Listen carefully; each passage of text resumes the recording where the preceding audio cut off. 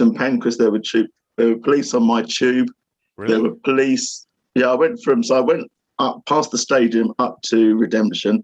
There were police, loads of police vans and loads of police presence by the Bill Nick. Oh, right. Yeah, on the high street, loads of police. Yeah, as I but came out of White round near Hart the Bill Lane. Nick is where the away fans congregate. Yeah, but even at White Hart Lane, there were loads of police. Was there? I got booed. I got booed at St Pancras Station by the police. by Leeds fans at St Pancras when I got there on the way to the game. So which was fine. Obviously, on the way to the game, it's fine, but on the way back, you kind of think, shit. Like, will they? You know, because if they're not in the best of moods, will they kick off? So. On the way there, they booed me. I just acknowledged it, held my hand. I had a laugh. So obviously, you had your Spurs regalia on, didn't you? Yeah, because the Victoria line is like an absolute sauna. So I just opened my jacket up, and I had my I think I had my Varside face mask on as well. Oh, okay. And so they. Like there's about a group of about 4 or 5 of them just as you come in, and one of them just started booing me. I don't think I saw any more police than normal. They were booing the Varside, Lee. I mean, fucking Liberty. I know. We should have got the paver Andy in for that one. I'm afraid. We should have called him up, get him in. Yeah, exactly. I'll get Andy on you. Get a few slabs down. Yeah. That's right. So did the police say to you, Steve, don't stand so close to me? Oh, shut up. Can we kick him off? Are you able to just boot him out? Put him on a mute. Just lock him on mute. He must have felt so lonely. Yeah, that's it. Yeah. Well, you know, every breath he took with that mask on, it must have been pretty rough. Right, quit while we're ahead. If we ever were. We're all weak. You are not ahead. Just quit. You're not ahead. I'm down on everyone's estimations now. So, you know what? We've got some on this day. We've got 3 on this day today, and Jamie's not here. But these are actually quite good, much better than what he actually comes out with. So on this day in 2004, we played against Aston Villa. The final score was Villa 1, Spurs 0. So that was a bit. I don't know why I'm telling you this. And then in 2009, we beat Wigan 9-1. I wasn't at that game, sadly, but was anybody at that game? I was about to say, well, you know, was anyone? I was to that game. I remember that game. Yeah, that was a cracking game to be. Yeah, it wasn't on TV either. So Defoe scored 4, didn't he? He did, I think. Yeah. Yes. Was it 5? Yeah. 4. Yeah. Was it 4 or 5? Yeah, 5. Yeah. I was just going to say, I remember sitting down to watch it on Match of the Day. I'm pretty sure we weren't first then either. Probably not. No. I think Crankill scored an absolute fucking cracker in that game. I think that might have been the 9th goal. He just absolutely leathered it into the roof of the net off of the crossbar. Yeah. Blind. I just remember being disappointed that they scored. I just wanted it to be 9-0, a bit like the old Bristol Rovers game back in the 70s. But they scored fairly early on, though, didn't they? I thought it was. Yeah, I think it was. Yeah, it's like 2-1 or something. There was no hint that it was going to be a 9-1 score when they scored and pulled a goal back. But. Yeah. So, yeah, I've just Googled it and found the match report from the BBC. And they scored in the 57th minute. So actually, by looks of it, we were 1, 2, 3 up. Okay. Then they scored, and then a minute later, Defoe scored another. Okay. Then Lennon, then Defoe, then Bentley, then Crankart. Yeah. But interesting, the first half we were 1-0 up at half time. God, and that was 12 years ago. Bloody hell. God, that's scary. And then in 2015, we beat West Ham 4-1. I remember that because that was one of the first big wins by Pochettino, wasn't it? Yeah. Dyer scored. And Lamella scored, actually. But that would have been, that would have been very early on. I'm just trying to think now. It wasn't the first big game that he had. Yeah, I think it was. Yeah. Something like that, wasn't it? I do Yeah. remember. I remember vaguely it being, as you said, a big deal, and it was like a big scalp to take in the sort of London Derby Stakes type thing. Yeah. Yeah, I think it was anyway. Who knows? But yeah, so we've got some games coming up. We got NS Mura on Thursday. That's away actually. I put home, but that's away. And Burnley. So what are we? I mean, as we were saying earlier, Steve, you were saying that maybe he's going to go strong. He won't rotate that much. I think you might be right. But then we got Burnley on Sunday, and that's going to be a pretty physical game, be a tough game. So, yeah, I don't know. I don't know what he's going to do. It's hard to really kind of get a handle on how that's all going to pan out. But yeah, we've got to go to Slovenia for Mura, and then come back and go to Lancashire. Aye. So in the group table, where do we sit for the European tournament? I think we're top, aren't we? Not top or second. Yeah, I think we're top actually. Top of the league. No, hang on. No, we're second. Just found Are we? it. Bloody Yeah, hell. so Rennes is top with 10 points. Spurs are second with 7. Oh, okay. Vitesse third with 6. Mura 0 points, -8. They're done. So the question is, I suppose, have we played Vitesse yet? Yeah, we beat them. Both legs? They beat us. No. Yeah, they beat us and we beat them at home.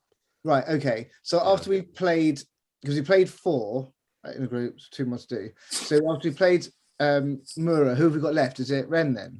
Yeah, exactly. We got Rennes at home, so presumably because our goal difference is quite similar to them, if we beat them, hopefully that means we'll win them both. We win them both. We probably win the group. So yeah, well, yeah, absolutely win them both in the group on the basis that he probably sees Mura as being a very weak option. Yeah, he might appreciate it's away and anything can happen, all that kind of business. But he might. It is possible that say, well, actually, given they've got Burnley a few days later, and that's another 3 points is very important. He might take the view that this is a weaker option. Scratch it, get 1-2 away goals, happy days. What do you mean? Play Bergwijn and Doherty? Exactly. Just the Doherty is a centre forward. Yeah, exactly. I don't like to play in that position. But I don't know. That's just I'm just throwing out. Saying that about Doherty, didn't he play as a number 10 for Ireland recently? Apparently so. I didn't watch it, but yeah, I remember Twitter having a meltdown for it. Yeah. Gosh. Sorry. I mean, I wouldn't like to see him start over Scarlett if we're going to put out a poorer team. But yeah. Okay. I don't think we're going to put out a full team, but you think you're going to put out a full team? Do you? Not a full team, but I think it will be, a fairly strong team, and I think that Conte will start fairly strong with a view to trying to secure the game, and then bring players off. It's 5 subs as well, isn't it? So get the win done up by half time and rest the best. Yeah, I'm with you there. That's what I would do. Yeah, I'm going to go for a comfortable 5-1. Whoa. Okay. And Harry Kane's going to score a hat trick. As a row of jaws just dropped there. Yeah, honestly, if I could have filmed that, have you not watched the previous games? We remember when he got appointed, and we were like, if in that week that he got appointed, we didn't know if he was going to be appointed. If Conte comes in right, I reckon we're going to fucking smack that team 5-0. We're going to go to Everton. We're going to smack Everton 7-0 because we're going to be in land of euphoria 0-0. Listen, I am Zero shots. Normally quite a negative Nelly, but I just sort of feel like the patterns of play we're playing, etc. And if he goes with a strong side, at some point someone's going to take a hiding. Mm-hmm. I agree with Sarah. I'm going to go 4-0. We'll be playing in a while with them against the mighty NS Mura, otherwise in the business known as Nice Sweeties Mura. Nice Sweeties, yes. That's it. Yeah. No badge on Google. That's how poor they are. Yeah. Honestly, it's just a greyed out badge. I think we'll win 7-0. Yeah. I'm going 3. I'm going 3-0. Yeah, I was gonna say 3-0. I thought, well, we'll be 3-0. 3 up at half time, and then he'll bring Delhi and Bergwijn and all that on, and Winky on, and we'll struggle to get out of our half for the second half. Just park the bus and take the Yeah. Yeah. Super. I look forward to using my highly expensive BT Sports subscription for that. Yeah, can't wait. Yeah. We should get a reduction on that, really, shouldn't we? But there we go. So after we've been over to Slovenia and got our duty free and all that, we're off to Lancashire, and obviously Burnley are struggling a bit this year. So I'm encouraged that we can probably do something up there, because Burnley don't really press; they just stay deep. So we can actually keep the ball a bit more, and I think the way that Conte plays with, using the width, I think we can get some decent crosses in and hopefully a few more chances. So what do we think we're going to be doing up there in Lancashire? Up there, Lancashire. I'll open the bidding. I think that we'll win. I wonder if I'm wondering if we're going to be able to keep a clean sheet or not. So I'm sort of tempted to say 2-1 Spurs. Will, there'll be the usual bullshit that they'll sit deep, blah blah blah. They might nick whatever. We'll nick one, pull them. They'll get back, whatever. So I'll say 2-1 to us. Yeah, that's probably about right, isn't it? Yeah. I think it will hugely depend on how we start. So if we start strong and like we've been trying, he's trying to get through to him. If we start like we did in the second half, in the first half, I think we can blow him away. I mean, like 18-0. Something. I think like that's the thing. If we get 18 early goals, I think we probably win the game. I think we might. That always helps, doesn't it? Yeah, if you go 18-0 up in the first 20 minutes, I mean, game over. Yeah. If we don't start strong, I think we'll lose 18-0. Yeah. Probably. Yeah, we're either shit or bust, really, Lee. Yeah. I personally, I think we're going to. I think we might struggle. Actually, I don't think it's going to be as easy as people think. I think if we want to boo them when they're away and they're not on TV, if we want to boo them, is there a hotline number for the dressing room or something? Contact Chris Cowlin. Talking to Chris Cowlin, I saw him actually outside the ground on Sunday with a microphone. Making his way to. No, but he was sauntering down the road with his entourage and looking like entourage. Oh, okay. Well, there are a few people around him, but yeah, just fans, you mean? Yeah. I don't know what they were doing there, to be honest. Yeah, fucking Liberty. Yeah, I've got an entourage when I go to Spurs. Yeah, there's about 20,000 fans around me. I had an entourage of 58,000 on Sunday. Top work. Yeah.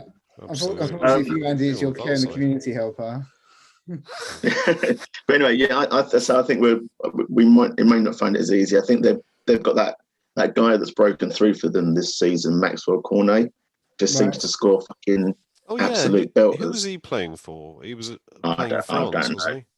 Yeah, I mean, I don't know. He's he's he's managed to break Brexit Burnley as well, you know, turn them into a club of diversity that's so much so that they've even managed to bring back Aaron Lennon, you know what I mean? So, yeah. So, I think we... BNP Burnley. They would BNP up there, are they? No.